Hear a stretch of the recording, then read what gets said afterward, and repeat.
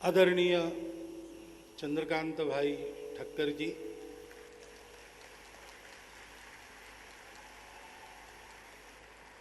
आदरणीय योगेश भाई पटेल, आदरणीय प्राचार्य श्रीमान कारिया जी, नागपुर महानगर के संघ चालक आदरणीय राजेश जी, उपस्थित सभी नागरिक, मान्यवर माता भगिनी एवं विद्यार्थी बंधु भगिनी,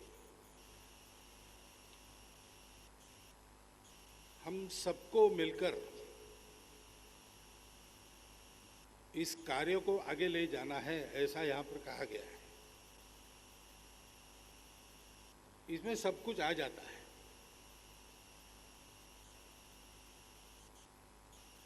एक ऊपर से दिखने वाला शरीर होता है, जैसा मनुष्य का होता है, संस्था का भी होता है, बिल्डिंग होती है और कुछ होता है,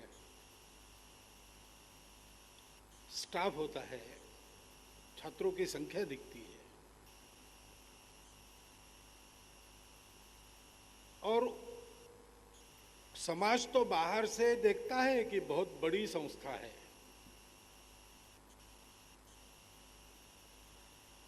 परंतु वास्तव में संस्था बड़ी तो तभी होती है, बढ़ती भी जाती है, टिके भी रहती है और लोगों के मनों में अपना स्थान भी कमाती है, जब जिस उद्देश्य से संस्था स्थापन हुई उस उद्देश्य की ओर वो निरंतर बढ़ती है। और संस्था बढ़ती है तो संस्था का सब कुछ बढ़ता है।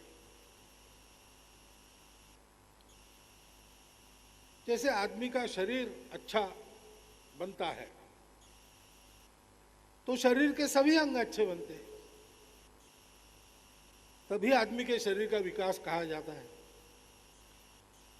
मेरे पेट का विकास तो बहुत अच्छा हो गया, बाकी उतना नहीं हुआ, ऐसा नहीं कह सकते हम। उसको स्वास्थ्य अच्छा हुआ नहीं कहते, पेट बढ़ गया ऐसा कहते। तो आज जो मैं वातावरण देख रहा हूं, जो उद्बोधन में सुन रहा हूं, वो विचार ऐसा ही है। पहले ही यहाँ बिल्डिंग नहीं थी, निरीक्षण करने के लिए जो आए उनको प्रश्न पड़ा कि ये स्कूल कॉलेज है कि धर्मशाला है, ऐसी बिल्डिंग थी। आज ये परिवर्तन आया है, अच्छा परिवर्तन है, ऐसा परिवर्तन और भी होना चाहिए, परंतु तब भी कुछ था, वो आज भी है। और इसलिए संस्था बढ़ती चली जा रही है और संस्था के बारे में लोगों के मन में एक आस्था है। और वो बात कौन सी है? तो अपनेपन की बात है, जो कहा गया कि हम सब एक परिवार है। ये अपनापन जब दुनिया में आता है ना, तो इसके सामने कोई अंधेरा टिक नहीं सकता। चंद्रकांत भाई ने कहा कि दिन बहुत खराब है, बिगड़े हुए वातावरण में क्या होगा ऐसा लगता है, लेकिन ऐसे डरने की आवश्यकता नहीं रहती है। अंधेरा रहता है और अंधेरा डरावना भी रहता है। उस अंधेरे को लाठी मार मार के पीट पीट के हम तो निकाल नहीं सकते, कि जाएगा ही नहीं वो, क्योंकि अंधेरा नाम की कोई चीज है नहीं वास्तव में। प्रकाश के अभाव को अंधेरा कहते हैं। और इसलिए एक दीपक लेकर कोई जाता है तो जैसे बढ़ता है वैसे अंधेरा पीछे पीछे जाता है। देश के वातावरण को देखते हैं तो ये बात ध्यान में आती है। जिन्होंने स्वतंत्रता के पूर्व का काल देखा है, मैंने नहीं देखा, चंद्रकांत भाई ने तो देखा ही है, यहां बहुत से लोग बैठे जिन्होंने देखा है, और अभी जो देख रहे हैं, तब से अब तक के देश के जीवन के अनुभव को हमने देखा, तो हमारे ध्यान में आता है कि जब जब संकट आया देश पर, हम ऐसा कहते हैं, वातावरण बहुत गड़बड़ हो गया, विकट हो गया, ऐसा हम कहते हैं। आज भी कुछ ऐसा लगता होगा तो इसकी अपनी ताकत नहीं है। ये हमारे अंदर सद्गुणों के या प्रकाश के या कर्तृत्व के सक्रियता के अभाव में पलने वाला वातावरण है।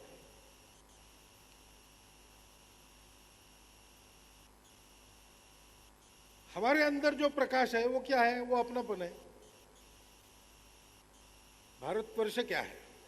भारतवर्ष वो है जो कहता है कि आपका जन्म कहीं हुआ हो, किसी घर में हुआ हो, जाति पाति कोई हो, प्रांत भाषा कोई भी हो, देश कोई भी हो दुनिया का, आपकी रुचि अरुचि कुछ भी हो, खान पान रीति रिवाज रहन सहन कुछ भी हो, किसी देवी देवता की आप पूजा करते हो या नहीं करते हो,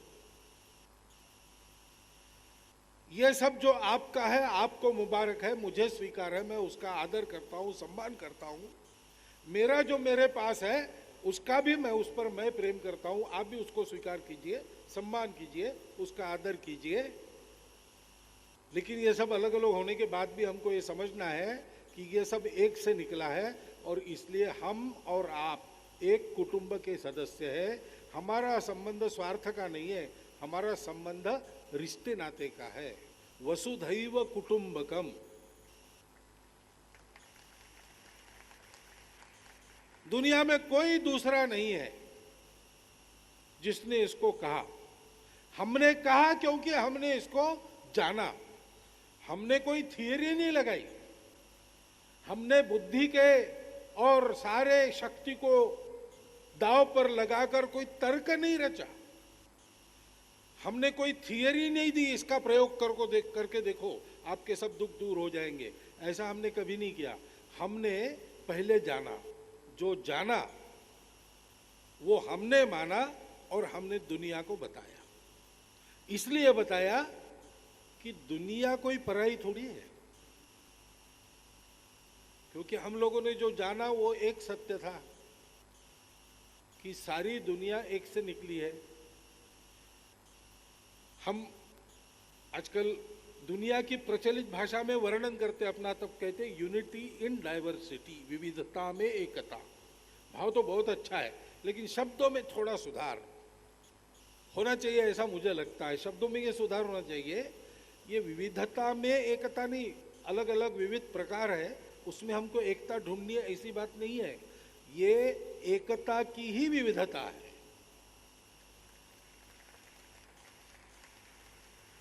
और इसलिए विविधता में एकता है, उसको जानो और सारी विविधता का स्वीकार करो, सम्मान करो। इस अपनेपन के अभाव में अंधेरा फैलता है। कैसे फैलता है? बहुत एक सुंदर कहानी है, आप सब लोगों ने सुनी है, मैं फिर एक बार बताने वाला हूं, क्योंकि वो हितोपदेश की कहानी है, पंचतंत्र की कहानी है। संजीवक नाम का एक बैल था और बैलगाड़ी ढोता था। जंगल से वो जा रहा था काफला, तो एक गड्ढे में पैर आ गया, गिर गया, तो इसका पैर टूट गया। अब घने जंगल में जहां विभिन्न हिंस्र पशुओं का निवास है, उस जमाने में कौन अब बैल को ढोके ले जाएगा? तो उसको उठाया, थोड़ी बहुत जितनी संभव थी उतनी मलम पट्टी करके, जहां आसपास बहुत सारी हरी घास है, ऐसे एक पेड़ के नीचे लिटा दिया, आंसू बहाते हुए सारे लोग, क्योंकि वो बैल बड़ा प्यारा था मालिक का भी, उसको छोड़ के वहां पे चले गए। अब ये मरने के लिए वहां पड़ा, लेकिन पशु है ना, पशु मरते समय भी भूख नहीं भूलता है, क्योंकि पशु के लिए विचार नहीं है। तो जन्म मिला तो उसको जीना ही है। पशु आत्महत्या नहीं करता कभी।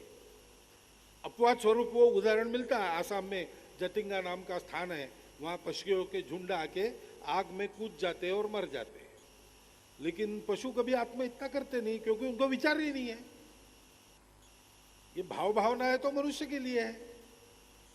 पशु को इतना पता है कि अब जन्म हुआ है, मैं अपने आप को अनुभव कर रहा हूं, तो अब जब तक ये अनुभव बंद नहीं होता है, मैं मरता नहीं, तब तक मुझे जीना है। मैं जीऊंगा तो मुझे भूख लगेगी तो खाना है। अब मर रहा हूं कि बीमार हूं, खाना मुझे कोई ला दे रहा है या सामने पड़ा है मैं उठा रहा हूं या किसी का चुरा के खा रहा हूं, ऊपर से लाठी पड़ रही तो भी मुंह की रोटी नहीं छोड़ूंगा, ऐसे करता है पशु। तो मृत्युशैया पर था लेकिन वो घास खाता था आसपास की, संयोग से ठीक हो गया, थोड़ा बहुत पैर टेढ़ा रहा होगा लेकिन चलने फिरने लायक हो गया।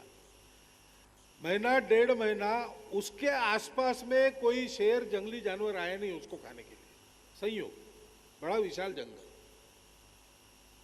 तो इसलिए बच गया। और अपने मस्ती में, क्योंकि अब स्वतंत्र भी हो गया था, तो ढुड़काने लगा, थोड़ा सा गर्जना करने लगा। तो जंगल के राजा शेर ने, उसका नाम था पिंगलक, पिंगलक ने वो बैल का ढुड़कना वो सुना, जाके देखा तो कोई नया जानवर है, बड़ा धष्टपुष्ट है, आकार में भी अपने से बड़ा है, दिखता है नरम स्वभाव का, थोड़ा लगता है कि शहर से आया है। तो उसने सोचा कि इससे अगर दोस्ती करेंगे तो झगड़ा भी नहीं करना पड़ेगा और कई नई बातें भी पता चलेगी। तो अपने मंत्री थे 2 सियार, करटक और दमनक उनका नाम, उनको कहा कि उससे दोस्ती करनी है।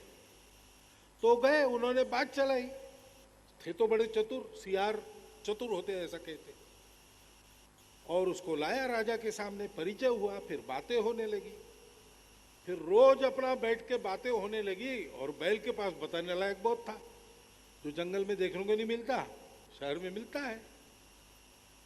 तो राजा उसकी बातों में बड़ा आकृष्ट होने लगा और बस फिर घंटों उसका शास्त्रार्थ चले। अब ये मंत्रियों के तरफ राजा का ध्यान कम हो गया। तो जैसा राजनीति में होता है, उनके मन में खतरे की घंटी खनकी कि ये गड़बड़ हो गया, हमने ही इसको लाके मिला दिया और ये तो हमसे ज्यादा प्रिय हो गया। इसलिए चंद्रकांत भाई अभी कह रहे थे मत जाओ राजनीति में, क्यों है, प्रेम में बाधा डालने वाला ये स्वार्थ आ जाता है। स्वार्थ जब आता है ना और वो हावी होता है तो फिर प्रेम कभी कभी काम नहीं कर सकता। या उल्टा कहूं मैं कि प्रेम थोड़ा ढीला पड़ जाता है तब स्वार्थ मन में आता है। इनके मन में स्वार्थ आया, फिर इन्होंने दोनों का प्रेम कम करने के लिए षड्यंत्र चलाया। संजीवक को जाके बताया कि तुम बहुत ज्यादा दोस्ती कर रहे हो, तुमको ये पता है क्या, इसका अन्न तुम हो,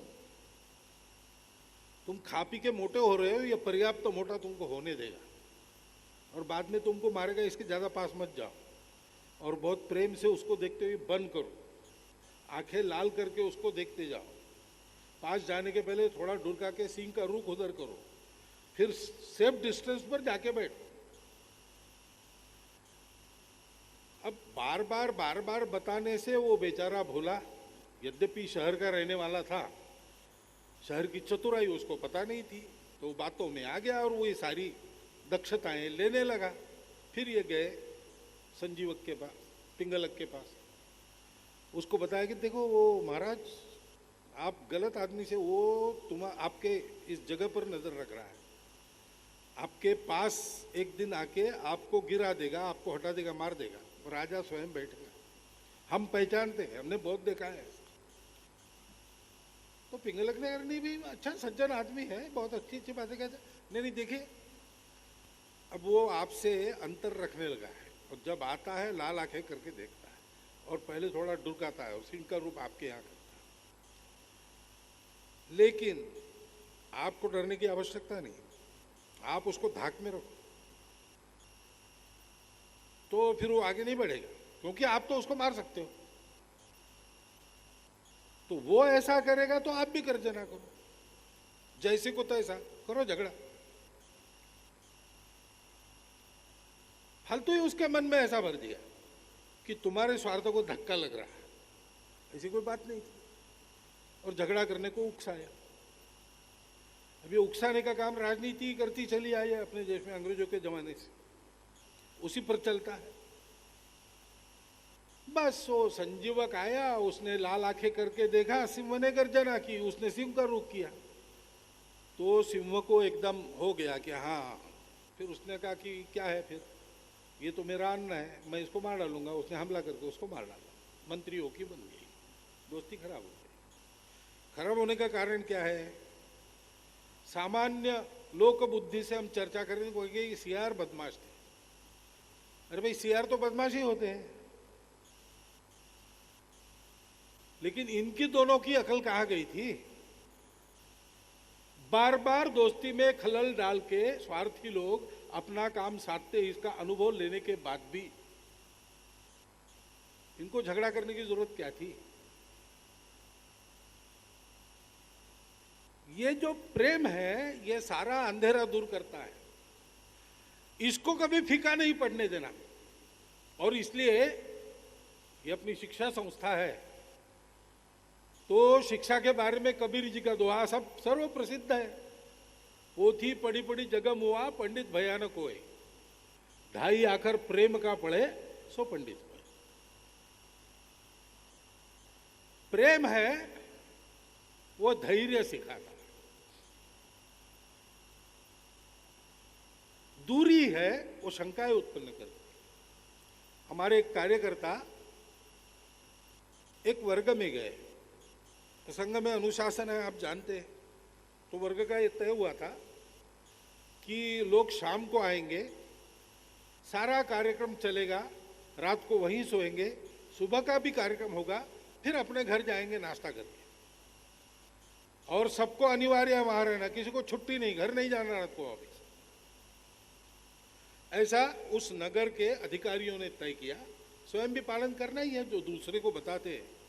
परोपदेश कुशल बहुतेरे, कुछ नहीं कर सकते। जो बताना है वो स्वयं करना पड़ता है, तभी लोग करते हैं, और बताने का भी परिणाम तभी होता है। लेकिन हमारे अधिकारी उस वर्ग में गए तो पहले दिन ऐसा हुआ कि रात का कार्यक्रम पूरा हुआ, अब सब सोने की तैयारी कर रहे। एक कार्यकर्ता आ गया, वो नगर का अधिकारी था, बौद्धिक प्रमुख था। उसने नगर कार्यवाह को कहा कि आज रात का पूरा हो गया, मैं कल सुबह आता हूं, अभी घर जाता हूं। अभी पास में बैठे थे, उस क्षेत्र में नए थे, इसलिए गुस्सा तो आ गया, यार नगर का अधिकारी है, ये छुट्टी मांग रहा है। सबने मिलकर तय किया, लेकिन कुछ बोले नहीं। उनको लगा नगर कार्यवाह बताएगा उसको, लेकिन नगर कार्य ने कहा अच्छा ठीक है जाओ। इनको आश्चर्य लगा।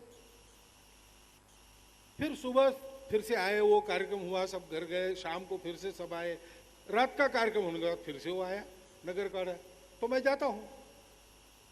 नगर कार्य ने कहा जाओ। इनसे रहा नहीं गया, उन्होंने कहा भाई तुम नगर के अधिकारी हो, छुट्टी नहीं मांगना है, यहाँ रहना है, स्वयंसेवक सब आपको देख रहे, आपके व्यवहार का अनुकरण करेंगे, आप घर जाने की छुट्टी मांग रहे हो, और तुम भी अधिकारी होगे, इसको हाँ कह रहे हो। तो नगर कार्य ने थोड़ा स्मिताहास्य किया, उसने फिर से कहा तो मैं जाता हूं। नगर कार्य ने कहा जाओ। अब तो ये जल भून कर राख हो गए अंदर ही अंदर, तो बोलना ही बंद कर दिया। तीसरे दिन भी ऐसा हुआ, चौथे दिन भी ऐसा हुआ। चौथे दिन के बाद पांचवी सुबह में कार्यक्रम समाप्त होना था, तो चौथे दिन जब उसने छुट्टी मांगी, नगर कार्य ने हाँ कहा और वो जाने लगा, वापस आया और इन अधिकारी महोदय को कहता है कि कल आप जाएंगे हमारे यहाँ से दूसरे क्षेत्र में, तो मेरे घर में चाय पान रखा है, आप जरूर आइए। इनको लगा बड़ा बेशर्म आदमी, मेरी आज्ञा माने बिना ऐसा मेरे आंखों के सामने कर रहा है, और निर्लज्जतापूर्वक घर में आने का निमंत्रण भी दिया। उन्होंने ये स्वयं बताई कहानी है। वो चाय पीने के लिए उसके घर गए, देखा कि उसके घर में केवल उसकी माँ है और वो पूर्णतः अपाहिज है। नौकरी करता था वो, संघ का काम भी करता था, दोनों समय शाखा में जाना है, संपर्क करना है, ऑफिस का काम करना है। सुबह 3:30 बजे उठकर अपना सब निपटकर माता जी का सारा प्रातः विधि वगैरह का, स्नान वगैरह का सब पूरा करके, नाश्ता भोजन उनके टेबल के पास लगा के, सुबह की दवाइयाँ उनको देके वो जाता था। और शाम को शाखा संपर्क बैठक वगैरह सब करके आने के बाद माता जी की हालचाल देखकर फिर भोजन बनाकर उनको खिलाकर स्वयं खाता था। ऐसा उसका रोज का क्रम था। इसलिए, और दूसरा कोई था नहीं, इसलिए उस वर्ग से उसको छुट्टी लेना अनिवार्य था। वो अधिकारी ये बताते समय कंठ उनका गदगद हो जाता था। वो कहते थे कि कार्यकर्ता जो करता है उसको केवल तुम्हारे शरीर की आंखों से मत देखो, थोड़ी प्रेम की आग भी लगा के देखो। असली बात तो यही है। सीखना है, क्या सीखना है? ज्ञान के दो प्रकार है, एक विज्ञान है या अविद्या है, दूसरा विद्या है और ज्ञान है। हमको इस दुनिया में रहना है, इस दुनिया से जाना है। ये दुनिया हमारे बाहर है। हमको जो कुछ दिया है भगवान ने जानने वाला ज्ञानेंद्रिय, वो सब बाहर देखने के लिए है। तो जरूर उसका उपयोग है इस दुनिया का कुछ, और हमको भी उससे कुछ काम है। इसीलिए तो ये सब प्रकृति की योजना है। इसलिए विज्ञान की शिक्षा, अविद्या को जानना अत्यंत आवश्यक है। उपनिषदों में ऐसा कहा है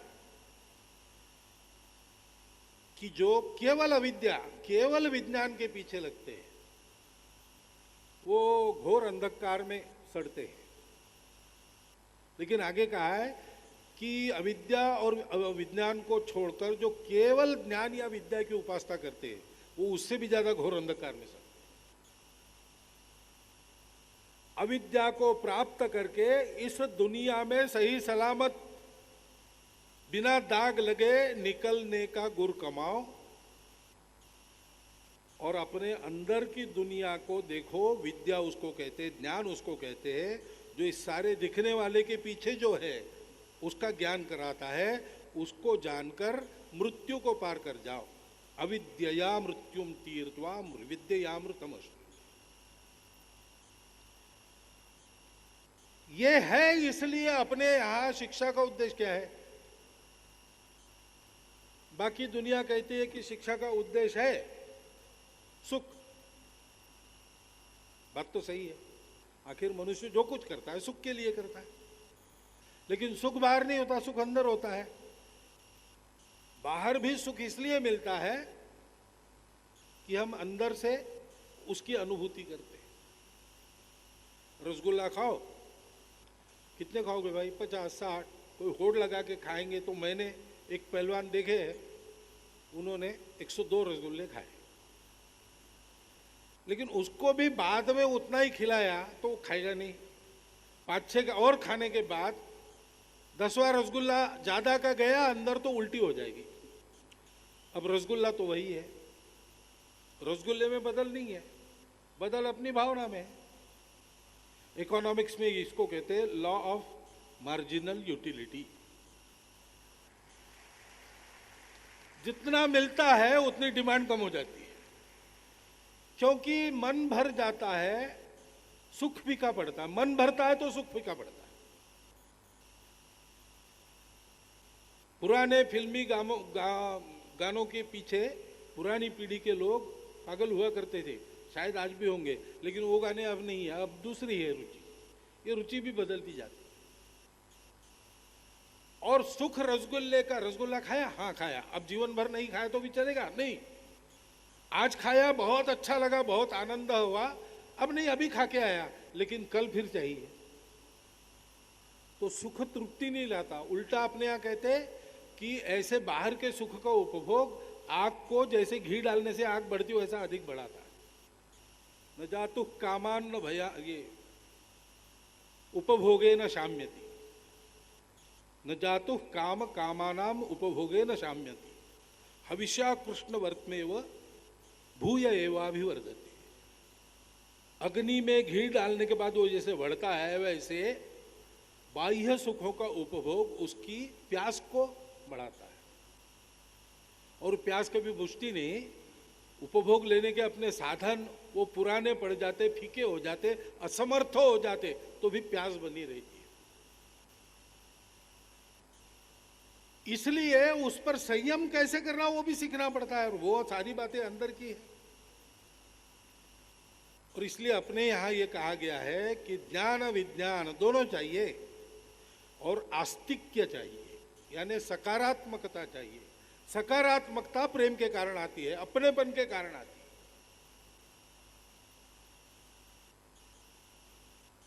अपनापन नहीं रहा तो ज्ञान का उपयोग ठीक नहीं होता। ज्ञान विद्या प्राप्त करने के बाद क्या करते हैं? जिनमें प्रेम नहीं है, जो दुष्ट है, विद्या विवादाय, विवाद के लिए उपयोग करते हैं। किसी ने कुछ कहा तो इनके पास विद्या है, अरे ये मेरे सामने कैसे बोल रहा है, मैं उल्टा बोलूंगा। आपस में विवाद उत्पन्न करना, विवाद में रस लेना, विवाद पर अपनी आजीविका चलाना। धनम मदाय, धन प्राप्त हो गया तो फिर मद चढ़ जाता है, अपमान करते हैं। जिसके पास धन नहीं उसको कुछ भी समझते हैं। शक्ति ही, शक्ति अगर आ गई तो परेशान परपीड़ना है। अपने में शक्ति आ गई तो रास्ते से चलते समय फालतू ही लोगों को धक्के देते जाएंगे, दुर्बलों को पीड़ा करेंगे। ये खलस्य दुष्टों का ऐसा होता है। साधु इससे विपरीत होता है। ज्ञानाय दानाय च रक्षणाय, विद्या का उपयोग ज्ञान बढ़ाने के लिए लोगों का, धन का उपयोग दान करने के लिए, और बल का उपयोग दुर्बलों की रक्षा के लिए करते हैं। शिक्षा मनुष्य को इस दुनिया से बेदाग और हंसते हुए निकलने की ताकत दे, विश्वास दे, यह आवश्यक है। उसके लिए विज्ञान अविद्या इसका अध्ययन आवश्यक है, उसमें कुशल होना है। भारत को, भारत के छात्रों को सबसे आगे होना है। लेकिन केवल इतना नहीं, उस विद्या का उद्देश्य है सबको अपनाना, सबको अपना बनाना, सबके लिए करना। मैं पढ़ा, दुनिया का अज्ञान दूर करूंगा। मैंने कमाया, दुनिया के अभाव दूर करूंगा। मेरे पास शक्ति है, मेरे होते हुए किसी निरीह को, दुर्बल को कोई सता नहीं सकेगा। ऐसा जीवन चाहिए, और इसमें विवेक चाहिए। सकारात्मकता और विवेक। सकारात्मकता ये कि सब अपने हैं, दिखने में कोई अच्छा दिखता है, कोई खराब भी दिखता है, लेकिन ठीक है, उसकी खराबी को तो हम नहीं मानते, उसको तो ठीक करेंगे, लेकिन वो तो अपना है। Hate the sin not the sinner, ऐसा गांधी जी ने उद्धृत किया है वाक्य, अंग्रेज वाक्य। मुझे संघ का सरकार बनाया, अचानक बनाया, मुझे पता नहीं था, पता रहता ही नहीं संघ में, एकदम बना देते। लेकिन वो बताया एक दिन पहले कि कल तुमको बनाने वाले हैं। उस समय रज्जू भैया थे, उन्होंने मुझे बताया कि देखो भागवत जी, सब मनुष्य बेसिकली अच्छे होते हैं। शब्द मैं उनका बता रहा हूं, बेसिकली अच्छे होते हैं। कुछ परिस्थिति रहती है, कुछ स्वभाव रहता है, इसलिए उल्टा सीधा व्यवहार किसी का भी हो सकता है। उस व्यवहार को ठीक करना, गलती को संभाल लेना, लेकिन आदमी से कभी उसके इन वर्तनों के कारण दूरी नहीं बनाना, क्योंकि आदमी हमेशा ठीक होता है, वो भगवान का अंश है। ये ढाई आखर प्रेम का है, जो ग्रंथ पढ़ के नहीं समझ में आता, जो भाषण सुन के समझ में नहीं आता, उसके लिए ढाई आखर प्रेम का सीखकर व्यवहार करने वाले लोगों को देखना पड़ता है। ऐसी संस्थाओं में रहना पड़ता है जहां ऐसा व्यवहार चलता है। उससे यह विवेक प्राप्त होता है, उससे यह सकारात्मकता प्राप्त होती है। और ये चार बातें अगर आपके पास है, उसके लिए सतत प्रयास चल रहा है, क्योंकि विद्या अर्जन कभी समाप्त नहीं होता। जैसे मनुष्य को धन की आवश्यकता जीवन में, साधन की आवश्यकता जीवन में अंत तक रहती है, भौतिक जीवन है तब तक भौतिक साधन चाहिए, तब तक भौतिक साधन कमाने के लिए कुछ साधन या धन चाहिए। वैसे ज्ञान का भी अर्जन, ये हमारे यहाँ तो उसको जन्म जन्मांतर की प्रक्रिया मानते हैं, हर जन्म में और कुछ सीखना अगले जन्म में आगे के क्लास में, ऐसा हमारे यहाँ मानते हैं। तो ये सतत सीखते रहने की बुद्धि चाहिए और अंतर्बाह्य पवित्रता चाहिए। इस बात से जीवन, इन 4 बातों से जीवन चलता है, 5वीं बात नहीं है। आपके पास ये सत्य चाहिए कि सब एक से निकले इसलिए सब अपने हैं। आपके पास ये करुणा चाहिए कि सब अपने हैं, इनके लिए मैं दूंगा, इनके लिए मेरा जीवन है। ये कैसे भी व्यवहार करे, मैं तो उनकी भलाई सोचूंगा और भलाई करूंगा। भलाई करने के लिए कभी कभी डंडा भी हाथ में लेना पड़ता है, माता पिता को पुत्र के लिए करना पड़ता है। क्या करते हैं आप, ये बात अलग है। जो सोचकर आप करते हैं वो उससे होता है कि नहीं, और आप जो सोच कर रहे हो वो सोच ठीक है कि नहीं, वो अपनेपन की है कि नहीं, लोगों के कल्याण की है कि नहीं, ये बात है। ये ऐसा क्योंकि सब अपने हैं तो संवेदना है, संवेदना है तो करुणा है, उसी को भक्ति प्रेम कहते हैं। और ये प्राप्त करने के लिए जो सतत प्रयास करने पड़ते, तपस करना पड़ता है, वो तप तीसरी बात है। और चौथी बात है कि इससे मनुष्य अंतर्बाह्य पवित्र हो जाता है, बाहर के मैल से शरीर मन बुद्धि मुक्त हो जाती है और विकारों के मल से मन मुक्त हो जाता है। यह सारा शिक्षा से होना चाहिए। तब इन 4 बातों को लेकर जब चलते हैं तब दुनिया में कभी कोई दुखी नहीं रहेगा, दुनिया में कभी कोई कलह नहीं रहेगा। कलह फैलाने वाले तत्वों को दुनिया पहचान लेगी और उनको दूर रखेगी, बने तक उनका टेढ़ापन सीधा करने की और कुछ चेष्टा करेगी। लेकिन वो टेढ़ापन दुनिया को टेढ़ा नहीं बना सकेगा और जीवन आगे बढ़ता रहेगा और सबका जीवन आगे बढ़ेगा। व्यक्ति भी एक एक स्वतंत्र रहेगा, आगे बढ़ेगा। सारे समूह आगे बढ़ेंगे और परस्पर को भी आगे बढ़ाएंगे, कोई झगड़ा नहीं रहेगा। और मनुष्य जाति ऐसी बढ़ेगी तो पर्यावरण खराब नहीं होगा। जितने भी मनुष्य होंगे सबको समाकर पर्यावरण भी नित्य विकसित और शुद्ध रखने का गुण मनुष्य को प्राप्त हो जाएगा। और ऐसी जब दुनिया चलती है तो वो सत्य जो है उसके निकट पहुंचती है, परमेष्टि के पास जाती है। इसलिए इन 4 का मिलकर अपने यहां कहते धर्म बना है। धर्म शब्द कहती है अपने सामने पूजा आती, पूजा का धर्म से संबंध नहीं। पूजा धर्म के व्यवहार का एक छोटा सा अंग है। पूजा किसी की भी कोई भी हो, सत्यनिष्ठा, करुणा, तपस और शुचिता, ये 4 जहां है वहां धर्म है। क्योंकि इससे सबका जीवन चलता है, इससे किसी को दुख नहीं पहुंचता, इसका व्यवहार सदा सर्वदा आनंद देता है। जहां अपने को दुख मिलता है या परिणाम विपरीत मिलते हैं तो अपना आचरण भी देखना चाहिए, कहीं कोई गड़बड़ हो रही क्या। धर्म छोड़कर हम जाते तब अनर्थ होते। और इसलिए धर्म जीवन को जोड़ता है, सबको पास लाता है, सबको उन्नत करता है और किसी को बिखरने नहीं देता। ये धर्म की शिक्षा, ये शिक्षा है।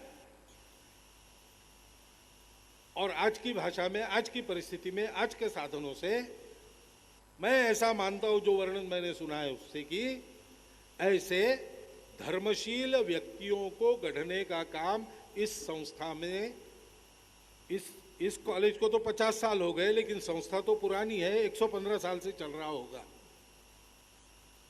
इसको समझना और हमने ऐसे बनना, क्योंकि आखिर ये सब आपको मिला है यहां।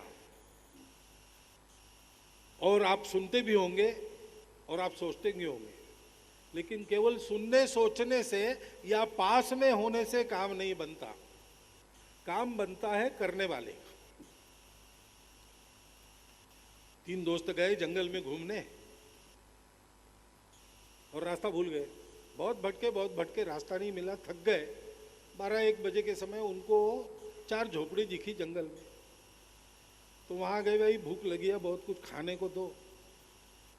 तो बोले आटा गुड़ और थोड़ा सा बकरी का दूध मिला, तो चलो इसकी खीर बना लेंगे। 3 पत्थर रखे चूल्हे पर, खीर घोटते रहे, गपशप चली। तो इतना गाढ़ा हो गया कि इतना सा रह गया, एक की ही भूख। अब असली दोस्त होते तो वो भी बांट कर खाते, लेकिन नहीं भाई, एक की भूख बस, तो कौन खाएगा। तो सबने कहा कि अब सो जाएंगे हम लोग, पहले थक गए हैं, नींद आएगी, भूखे पेट सोएंगे, सपने आएंगे, रंग बिरंगे सपने आएंगे। उठने के बाद अपना अपना सपना बताना, जिसका सपना सही उसको खीर मिलेगी, जिसका सपना सबसे अच्छा। ठीक है। आधा घंटा सोने के बाद एक ने जगाया सबको, अरे उठो उठो, सबसे अच्छा सपना मेरा, इससे अच्छा क्या हो सकता है। बोले क्या हुआ। तो बोले सपने में मैं जंगल के बाहर चला गया तो एक शहर था, लेकिन सुनसान पड़ा था। खोजते खोजते बिल्कुल बीचों बीच एक मैदान था, वहां मैं पहुंच गया। वहां सारे लोग थे, शहर के जमा हो गए थे। मैं भी उस भीड़ में ठेला ठेली करते आगे गया। देखता हूं तो एक हाथी घूम रहा है, उसके सूंड में माला है, सबको सूंघ रहा है। मैंने पूछा कि क्या है मामला। तो बोले बाहर के हो क्या। हाँ बाहर का हूँ। हाँ इसीलिए हमारे शहर के राजा की राजकन्या है, इकलौती है, उसका विवाह है। जो दामाद बनेगा वो राज का उत्तराधिकारी, बहुत सुंदर राजकन्या, उसका पति और सारी संपत्ति का भी वारिस बनेगा। लेकिन बहुत लोगों ने आजमाया, वो विवाह हो नहीं सका। तो इसलिए आखिरी उपाय ये है, हाथी के सूंड में माला दे दी है, हाथी जिसको पहनाएगा वो बनेगा। मैं तमाशा देखने के लिए खड़ा रहा, तो सूंघते सूंघते हाथी मेरे पास आया, ऊपर से नीचे तक सूंघ के माला मेरे गले में डाल दी। तो सबने जय जयकार किया, कंधे पर उठाकर ले गए और गाजे वाजे में मेरी धूमधाम से राजवाड़ा में शादी हो गई। मैं राजा का जमाई बन गया, अकूत संपत्ति का अधिकारी और सुंदर पत्नी का पति बन गया। और क्या चाहिए, जीवन इसी के लिए तो सारा चलता है अपना। तो दूसरे ने कहा है मेरा सपना क्यों तोड़ा बीच में, तेरे से अच्छा था, पूरा होता तो और मजा आता। तो मेरे से अच्छा कैसा सपना। बोले ये तुम्हारी संपत्ति और सुंदर पत्नी और राजपति क्या लेके जाने वाले हो क्या, खाली हाथ आए खाली हाथ जाने वाले हो।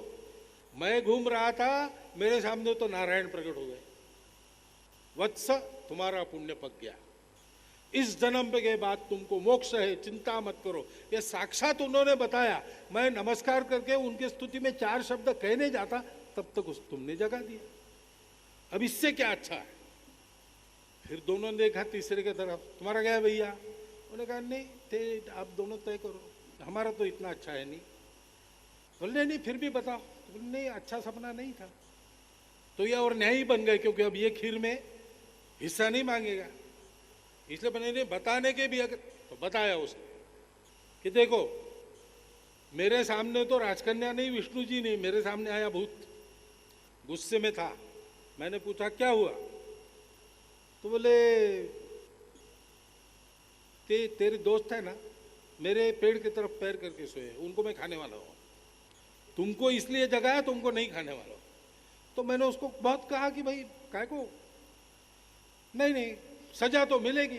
तो बोले हाँ सजा दीजिए, मुझे दीजिए, मैं लेने के लिए तैयार। तो बोले ठीक है, लेकिन तुमको तो ऐसी सजा नहीं मिलेगी ना, इनको जैसे मिलती। तो उसमें क्या है, तो वहाँ खीर है। हाँ तो बोले खीर खाओ, यही तुम्हारी सजा है। मैंने उनको कहा वो तो हमारा तय हुआ है। तो बोले तय हुए मत बताओ, तुम खीर खाते हो कि मैं इनको खाऊं। अब मेरे सामने बड़ी समस्या आ गई, तुम दोनों को बचाना कि खीर को बचाना। अब क्या करता, भूत सामने खड़ा था। तो मैंने खीर खा ली, दोनों जाके देखते तो बर्तन खाली। अरे भाई जगाया क्यों नहीं हमको, तीनों मिलके भूत को मार देते। तो बोले जगाया बहुत, लेकिन तुम्हारे शायद शादी के गाजे वाजे बज रहे थे, तुमको सुना ही नहीं दिया। और इसके सामने तो नारायण खड़े थे, ये क्यों देखने लगा इधर उधर। तात्पर्य है कि यह सुनना पढ़ना एक बात है, करना मुख्य बात है। करने लगो तो होगा, और होगा तो सब कुछ ठीक होगा। ये करने के लिए हम यहाँ है, करने के लिए हमारे सामने उदाहरण है। अपने सभी प्राचार्य, आचार्य, संस्था चालक, इन्होंने अभी जो बोल के बताया वो हमारे सामने है। अब करना हमको है, वो करें और श्रेय को पाए, प्रेय को भी पाए, जीवन में सब प्रकार की यशस्विता प्राप्त करते हुए, सब प्रकार का सुख समाधान आनंद प्राप्त करते हुए देश को और विश्व को भी आपके कर्तृत्व के कारण राहत मिले, शांति मिले, समाधान मिले, ये शुभकामना मैं आपको देता हूं और आपका और संस्था चालकों का और सभी प्राध्यापक वर्ग का अभिनंदन करता हुआ, धन्यवाद देता हुआ मेरे 4 शब्द समाप्त।